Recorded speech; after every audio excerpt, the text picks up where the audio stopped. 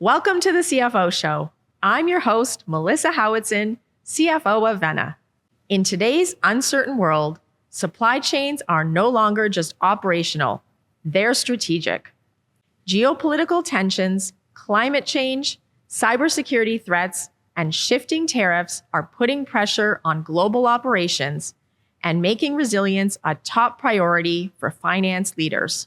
CFOs are being called on to help their organizations navigate disruption, protect margins, and plan proactively. But how do you go from reactive firefighting to predictive, tech-enabled decision-making? In this episode, we explore what CFOs need to do to adapt to these turbulent times, how to recover when disruption hits, and strategies for disruption planning. Joining me is Nick McKeehan, Managing Director at Protiviti.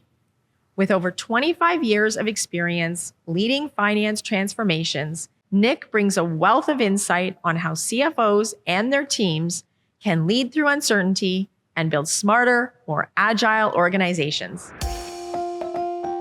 Nick, thank you for joining me.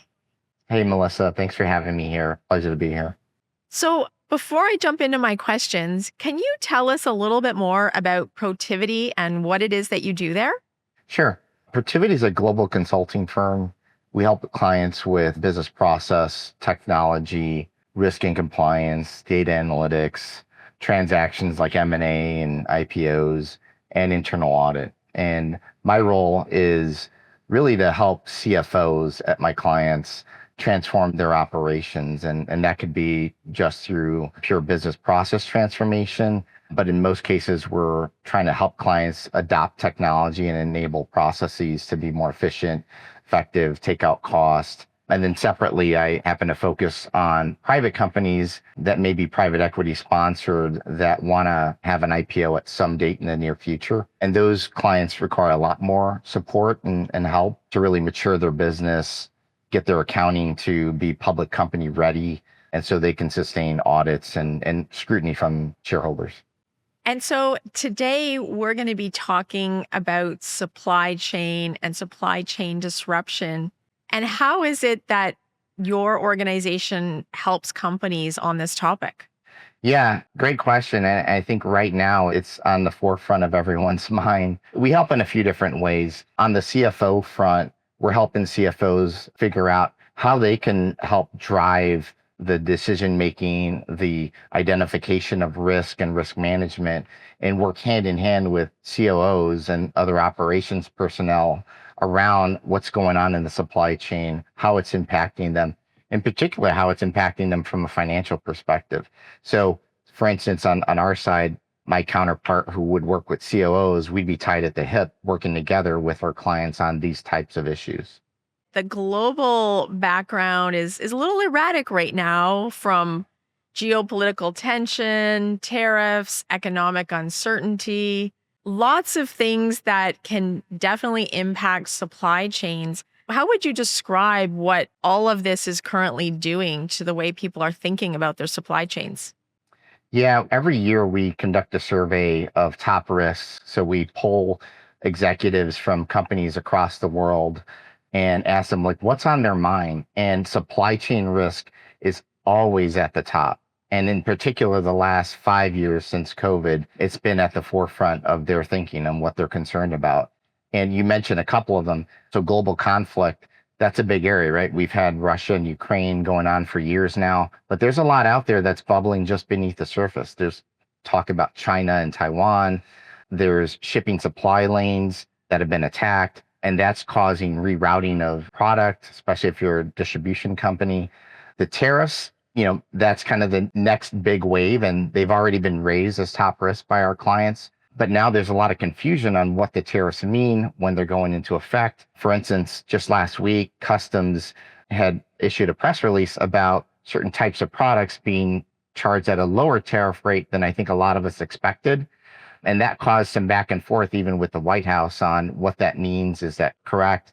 So you can imagine from our client's perspective, they're wondering, how is our product, whether it's component materials or finished goods, how's that going to get through at the port, right? What's the pipeline of clearance going to be for items coming in at the port? Is there confusion? Will that slow things down? Once the tariffs kick in, is it going to be harder? Are we going to see less flow of goods coming through the port? Likely going to see that, right? That's impacting pricing. So from a CFO perspective, how's that impacting margin? How much of that is going to get passed on to their customers? And then I'd say, kind of like building off that, there's a lot of concern about a potential recession. I think Goldman Sachs and JP Morgan have already increased their risk rating on the potential for a recession in 25. And a lot of our clients are anticipating that. And so what happens with that is you do tend to have pullback in spending. And so clients are more hesitant to invest than they would be in a hot market. Last thing, and this is all happening at one point, but we're now heading into the season where you've got climate events. And I happen to work with a lot of manufacturing and distribution companies, and they're usually a big impact for climate events, hurricanes, tornadoes, earthquakes, flooding, drought, right? There's any number of things that happen, and it typically starts around this time of year. And so you've got this piled onto all the other things we talked about. And then the last thing I'd say that my clients are concerned about is talent. So specifically in supply chain roles, there's been a real struggle to get talent and attract talent to take those types of jobs. And so all that together is creating a lot of challenges for companies. With that backdrop, with what's happening around us, how would you define supply chain resilience in today's climate? I tend to think about it in the context of flexibility and agility. And so when I sit down with a client and we're trying to understand how prepared they are or how resilient they are, I'll usually ask a series of questions. And the first question, and to me, the most important question, is how aware are you of the types of risks your company could face? Not necessarily what you have already experienced, but you've got to be able to look around the corners to some extent. But what are you anticipating? What could impact your operations? And you really have to understand your operations. That tends to fall within the CFO's realm. Risk management is a big part of what the CFO drives. Now, as you start to fan out the types of risks that they're identifying, that's where you're working with the COO, CIO, CHRO, and so on. But knowing what those risks are and how you would address them, that's really important.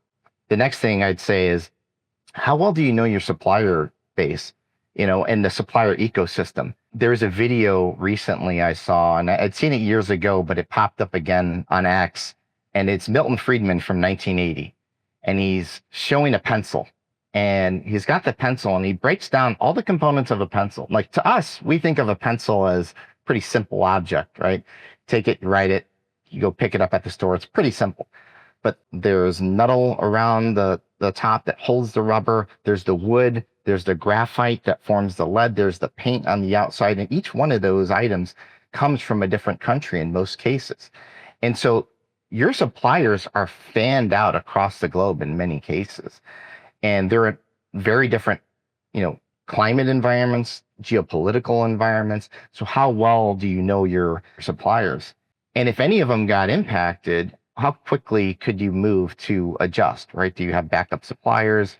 How do you identify challenges in your supply chain? Do you have good data, good tracking? What kind of information do you receive from your suppliers? And then what's the financial impact of all that? So I try to get to the root, of these types of questions. And if you could answer these questions affirmatively, you're probably in better shape than most. The one thing I'd wrap around that is you really have to have a strong leadership team with cross-functional collaboration. This isn't a CFO, COO, CEO only job. This is everyone on the senior leadership team is all hands on deck for these types of issues.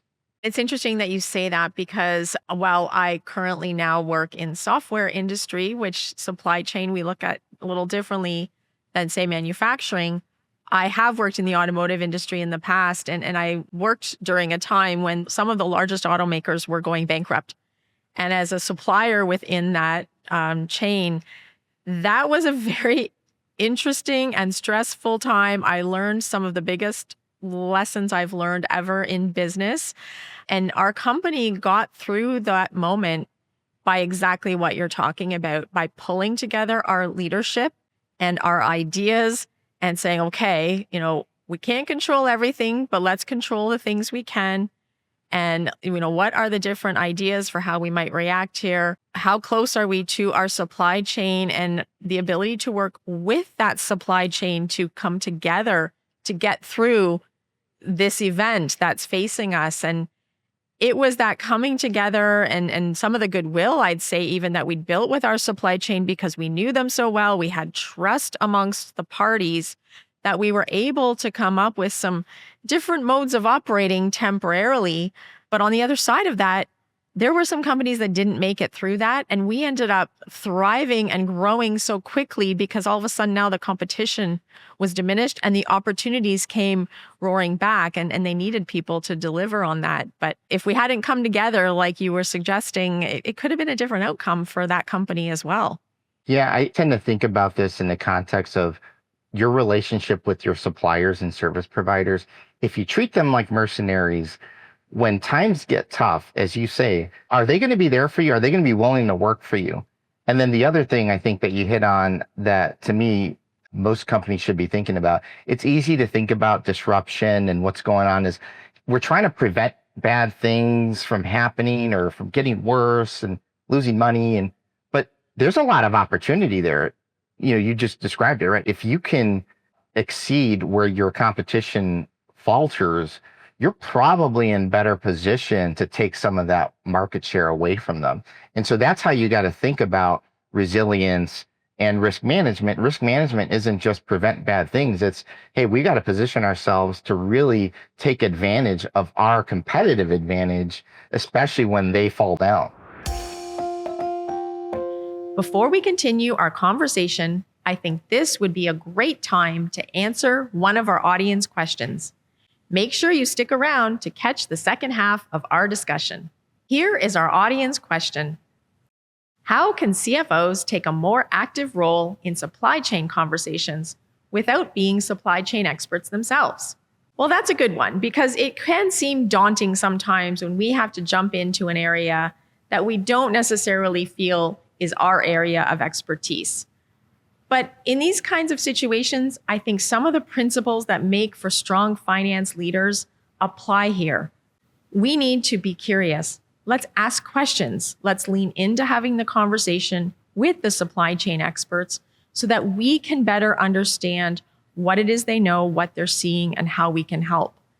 It really comes down to honing those business partnership skills that matter for so many parts of our organization, where we may not exactly perfectly know the job, but we can bring our data, our finance acumen, our understanding of some of the bigger picture parts of the business to figure out how what we're seeing with our supply chain can be addressed by using some of that and supplementing the conversation. We don't have to be experts ourselves, but we do have to lean in and work with the rest of the business to find solutions through the problem. This is time for us to be an excellent business partner. From your vantage point, with all of the turbulence that's happening right now, how are some of the strongest finance leaders that you work with responding? Yeah, they're under a lot of pressure right now and have been since COVID, I would say. I think COVID was sort of the triggering event for a lot of what's going on right now. And so I think companies that are waiting till now to start to do something are going to struggle. Companies that took the lesson from COVID and for our clients, the CFOs, helping to drive the risk management efforts at their organizations, that's been really critical because that risk management effort is going to help determine where you're going to allocate your capital. So if you're going to start to identify how you're going to bounce back or take advantage of what's going on in the marketplace from a supply chain perspective, you better have made sure you've got the investments in there. And those are not investments that pay back in 3 weeks, 6 months, or even a year sometimes. These are long-term investments, and they're about building sustainable processes. So the best CFOs that I'm seeing are really building that and doing that with their COOs, their CIOs, their CHROs, again, thinking about the organization and being collaborative. And then I'd say leveraging technology. We've seen more CFOs work towards how do we upgrade our technology? That could be an ERP, That could be some of the complementary tools. That's, planning tools like, your company, for instance. How do you start to take advantage of those tools and that technology? Again, building competitive advantages. So the CFOs that we're working with are driving that. While at the same time, so if you take it to what's happening right now, tariffs, right? So if tariffs are going into effect and they're impacting the cost of your goods, how much of that are you going to pass on to your customers? How much of that might you be able to offset by taking out costs from the organization? Who's the CEO going to ask about that? They're probably coming to the CFO and say, where are my opportunities right now? Because passing that full cost onto the customer is going to be a really tough ask, and you're going to see a pretty significant impact. So, what portion of that could we offset? And then one last thing, real long-term planning type item, but if you're, predominantly offshore manufacturing and distribution, and maybe you do some assembly here in the US, is that sustainable for you? Is that the right model for you strategically? We've seen some companies start to look at, do they nearshore or onshore? And I don't think you're going to see onshoring fully where, we take end to end, everything gets made here and assembled here. But you might see an uptick in companies doing more onshore manufacturing, but that really comes with technology investments. You're not going to do it with just bodies, right? So again, how do we afford that? Is that reasonable for us? Does that make sense financially? Well, and on that topic of how do we afford this, are you starting to see some shifting in terms of how organizations are budgeting for the resilience and the planning, thinking of things differently when they're thinking about how to deal with the budget? Yeah, I would say COVID was a trigger again. I think right now, everyone's just I was speaking with a private equity firm, and one of the things they told me was, right now it's like we're kind of paralyzed. We don't know what to do right now. So if you're waiting till right now, I'm not saying it's too late. It's never too late to start, but it's going to be a lot more painful. What we've seen is, again, COVID is a trigger. Companies start to invest more in these resilience strategies. So think about production capacity. What's your ability to ramp up production quickly in advance of an event? Or what's your ability to recover quickly post an event? How do you beat sort of like deadlines? So think about what Apple just did. They airlifted a ton of iPhones. It sounds like a humanitarian event, but they airlifted iPhones right before the deadline for the new tariffs so that they can get those out and feed those out to their stores and satisfy customer needs before a potential price increase happens. That doesn't happen because they just figured it out. That happens because they planned for that. They thought about the cost of ramping up production. What does that mean?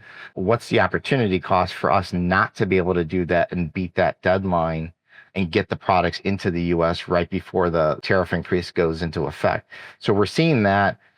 We've seen, again, investment. We tend to think of it in terms of business planning and analysis. And so that's thinking more holistically. And that tends to be driven out of finance, but we're, in close collaboration with the COO and operations folks. But how do you invest in some of these FP&A tools or BP&A tools, and how can they help you really start to think forward and get more data, more timely, more accurately? Instead of doing your annual planning process, you're doing something that's more real time and rolling. And many of these tools like yours, in fact, use AI to gather that data and start to input those into models that can then be updated real time, and you have better information than you've ever had before. But it takes investment to be able to get the tool, optimize the tool, and leverage the full scope of capabilities of each of these tools so that you have a really good plan moving forward. And, I think probably the last thing, if I had my supply chain expert here with me, one of the things they would talk about is the concept of digital twins. And how do you start to model your current environment in a way that you could start to stress test it? So, what if this happens? If this happens, what does this mean for us? How does this impact our ability to deliver for clients or for our customers? How does it impact production? What's the timeline impact on this? And these are really powerful tools. So our team on the supply chain side are really helping clients on the operations side build those models and optimize those. So that planning really supplements and pairs well with your risk management program. You work across a number of different industries, different sized companies. Can you give us a few real world examples of how you've helped some of these companies to navigate through supply chain risks? We've had many clients where we've helped them establish this digital twin concept and deploy that and actually take action based on that. So if, these scenarios produce an output that would be catastrophic for the organization, well, that's a really good spot to invest in. So we've had clients that have been able to benefit from that. I have one example of a client, and this was actually pre-COVID. The CFO had asked us to come in and help them establish a risk management program. They were a private company. They weren't publicly traded. So it wasn't like there was some regulatory requirement that they needed to meet. They just really wanted to get their arms around risk management. Multi-billion-dollar global footprint, 3 lines of business. So what we did for them was define what are the key risks. And those key risks, range from cybersecurity, credit squeeze, economic downturn, but also supply chain risk. And that was a big part of it because that ripples through everything. So if you have that hit, you're in trouble. And so part of that was, what are the scenarios? What are the ones that we care about? Let's put numbers to this. What's the magnitude? And also, how quickly does that hit? There's a velocity component to these risks, and that could hit very quickly and shut you down. And so what we came up with was kind of like a top 5 list. These are the things that we need to talk to the board about. They did have a board, even though we're a private company. And what do we want to get investment for? And so one of the items in particular was on one of their lines of business. The way their manufacturing was structured was it was very segmented. So this plant produced these components, this plant produced those components, and so on. And then there was an assembly process at the end. And they didn't have a lot of sort of redundancy in that, but they identified, and we spoke with the insurance company that insured them for loss about, certain risks, and they were more climate related for some of these facilities, and one in particular. And so what they agreed upon was they'd build more redundancy across that network of manufacturing plants so that if one got taken out, they'd still be able to produce maybe not 100% of what they produced before, but some, higher percent. You're never going to be able to recover 100%. They thought about contract manufacturing. That really wasn't viable. It didn't make financial sense.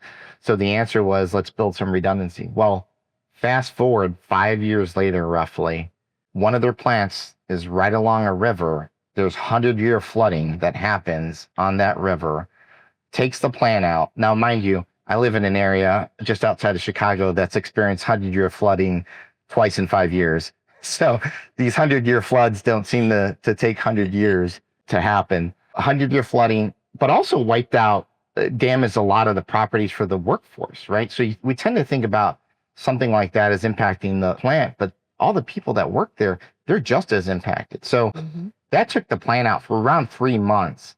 Because of the investments they made, they were able to shift that production, again, not fully 100%, but shift enough of it.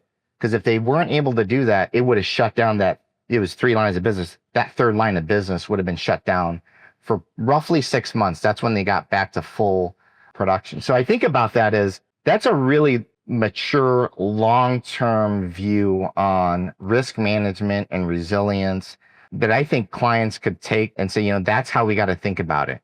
I can't think about the random, event that might happen right now. I got to think about what could happen in the next 5 and 10 years.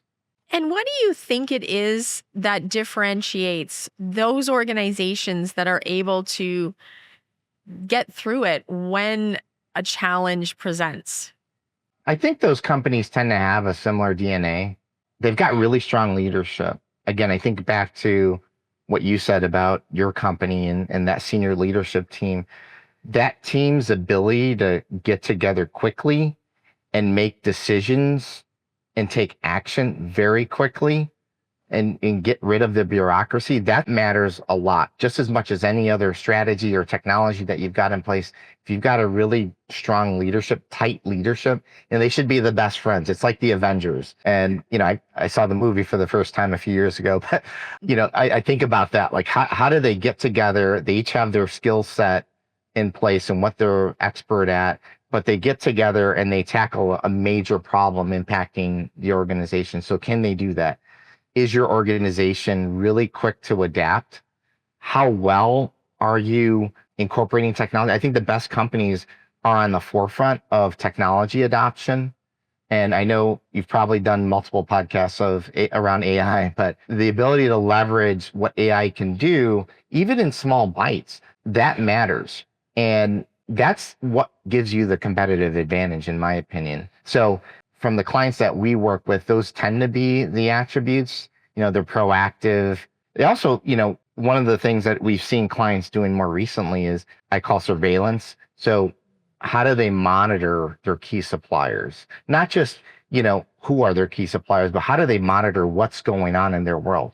That global footprint, they could be in an area where companies are being nationalized, and like that, your key supplier is gone, right? On the customer side, how are they monitoring what's going on in their customers' world? We have clients where, 50% of their business is tied up in 10 customers. And any one of those customers goes under, similar to your example earlier, they're in trouble, right? And so how do you monitor those events and not just looking at, are they paying, but what's the velocity of their payment? What news is out there about them? And that's where AI tools really come into play to help gather that, collect that information, and provide you almost like a profile of your customer and your supplier and what's going on, where you should start to get concerned. And you're touching there on tools and artificial intelligence. Where are key areas when it comes to technology that you see companies are maybe underinvested or behind when it comes to having those things in place? I think companies have really struggled at, in my opinion, more of the predictive analytics side of the house. And again, that's where I think those planning tools come into play. I still see too many companies with the old school planning, manual process, Excel workbooks, share those around. They're not really gathering the data that they already have in most cases and using that to build a model for what they should be doing for decision making, right? So it's not like the model itself is going to be the decision. The model is going to provide you, the senior leadership team, with good information. So I don't think there's enough investment on the planning tools that are available to them, especially since now they incorporate AI capabilities in those. And then on the supplier side, there's a lot out there that helps you monitor those suppliers more effectively and get real-time data. Where is my inventory? Where are my products? What are the lead times that I now need to communicate on the customer side? And if I have that more real time with my suppliers, I can do that more effectively. I can manage expectation. I can reroute. I can look at other suppliers or alternative sources of supply. And I think there's work that can be done there as well that I haven't necessarily seen enough invested in over time. When you think about this topic of supply chain disruption, what do you think is the role of the CFO in this? I really think the CFO has a critical role. I would put that the CFO on equal footing with the COO on this. I think obviously the COO is going to have all of the detail and knowledge of the operations itself, but every question still comes back to what's the financial impact? How are we going to fund this? How are we going to pay for this? What risk do we have on the revenue side? What's the impact to margin? So everything that we look at from a supply chain disruption comes right back to how are we going to get through this? And I think the CFO's organization tends to have the best data in the organization, right? They're dealing with data on a constant basis. They're producing information for leadership on a regular basis. So their ability to work hand in hand with the operations side of the house and identify and define what the problems are and how we're going to fix them, I feel like that's where they can really drive. And so I think about it, it starts with risk management. What is the risk out there? And so CFOs are great at that. Their organizations are great at that because they deal with a lot of regulatory compliance issues already. Even think about like cybersecurity. How many times do we now look at what's the CFO doing on cybersecurity, not just the CISO and CIO? So the CFO has really, they tend to have the best talent, some of the best talent in the organization, a lot of responsibility, a lot of scrutiny. So they're kind of used to these challenges.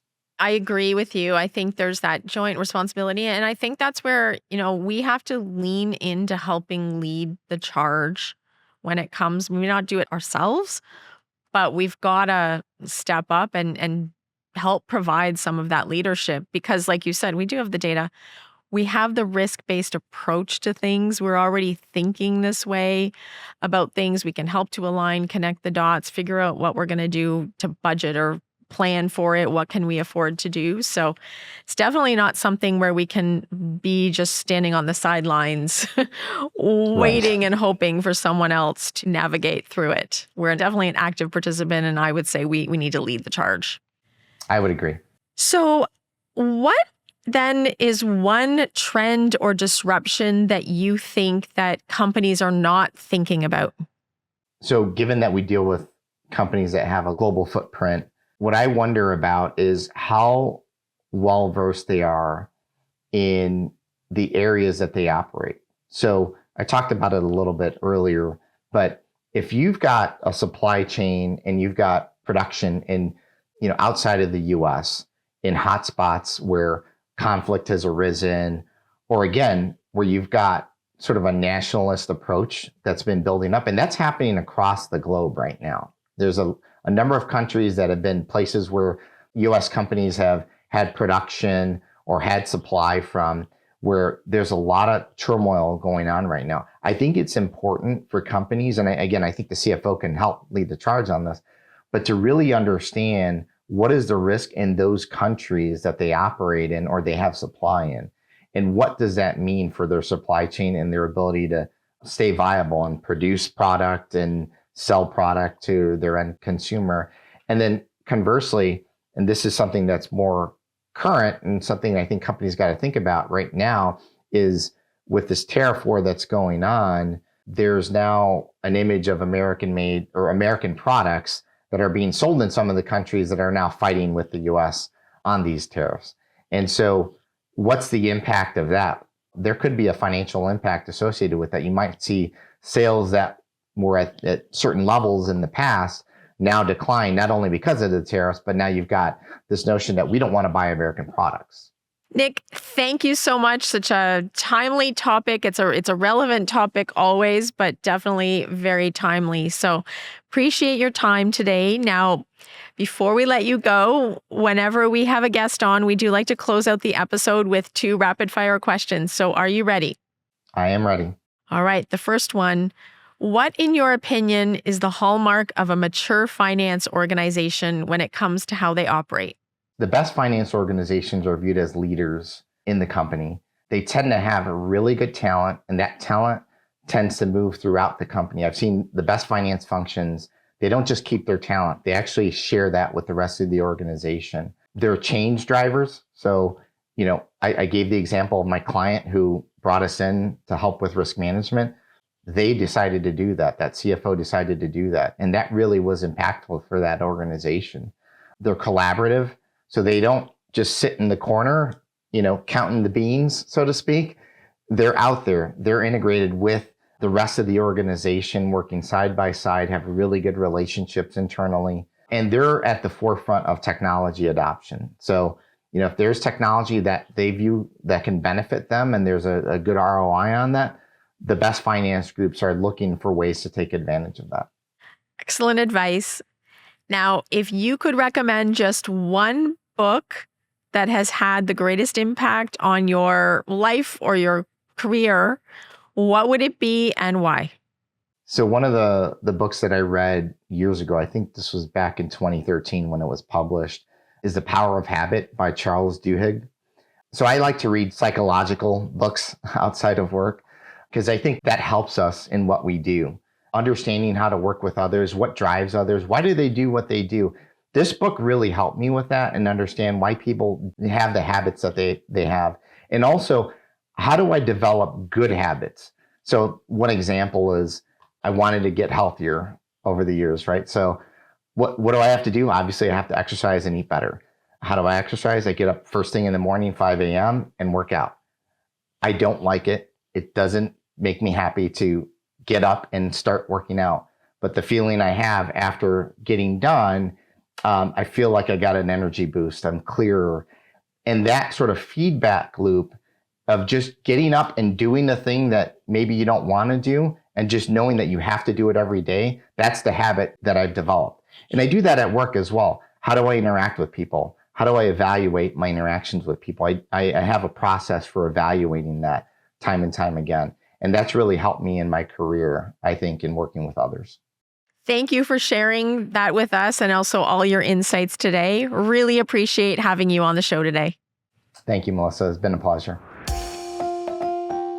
If you enjoyed this episode and want to learn more on this topic, sign up for our free newsletter with exclusive resources designed to help you grow your leadership skills and drive strategic transformation across your business. For the CFO Show, I'm Melissa Howitson. Until next time,